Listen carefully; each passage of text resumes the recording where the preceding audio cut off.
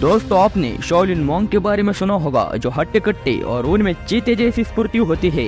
इतने ज्यादा खतरनाक होते हैं ना, जो हमारे जैसे 10 लोगों को एक साथ धूल चटा सकते हैं। इन्हें बचपन से ही कुंफू की ट्रेनिंग दी जाती है, इसलिए ये इतने बलशाली और स्फूर्तिले होते हैं। हमारे भारत में इसे ना के बराबर जानते हैं। भारत में बच्चे वीडियो गेम्स में लगे हुए हैं, तो चीन के बच्चे कुंफू सीखकर अपने शरीर को वज्र जैसे बना लेते हैं। पर आपको पता है क्या, हमारे भारत में ही इसकी शुरुआत हुई थी। इस शाओलिन मॉन्क से भी ज्यादा हमारे भारतीय योद्धा थे। हाँ, हम बात कर रहे हैं बौद्ध धर्म की, जिन्होंने ही मार्शल आर्ट की शुरुआत की थी। उन्होंने ही चीन में जाकर चीनियों को इस कला को सिखाया था। पर अफसोस ये है कि हम उन्हें और उनकी कला को भूल गए हैं, जिन्हें चीन में पूजा जाता है, पर हम उनका नाम भी नहीं जानते।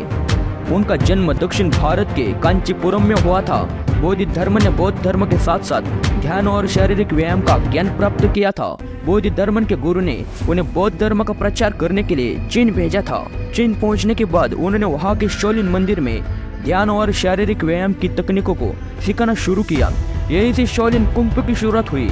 बौद्ध धर्म ने शाओलिन मंदिर में ध्यान और व्यायाम को मिलाकर एक नई प्रणाली विकसित की थी। उनका मानना था कि मानसिक और शारीरिक शक्ति का संतुलन होना चाहिए। उन्होंने बौद्ध धर्म के साथ साथ शारीरिक व्यायाम और आत्मरक्षा के कौशल को भी सिखाया।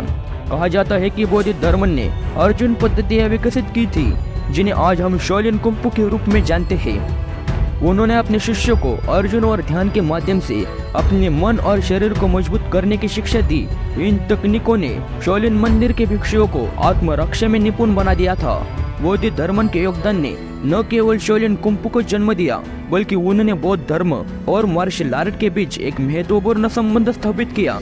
उनका जीवन और शिक्षाएं आज भी दुनिया भर में लाखों लोगों को प्रेरित करती है।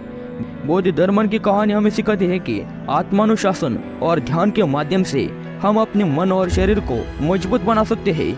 उन्होंने दिखाया कि मार्शल आर्ट केवल शारीरिक ताकत के बारे में नहीं है, बल्कि यह मानसिक स्थिरता और आत्मज्ञान का भी एक साधन है। दोस्तों, हमारे भारत में बौद्ध धर्म ने इतनी बड़ी खोज की थी, जिसे हम जान पाते तो भारत का हर युवा शाओलिन मॉन्क की तरह होता।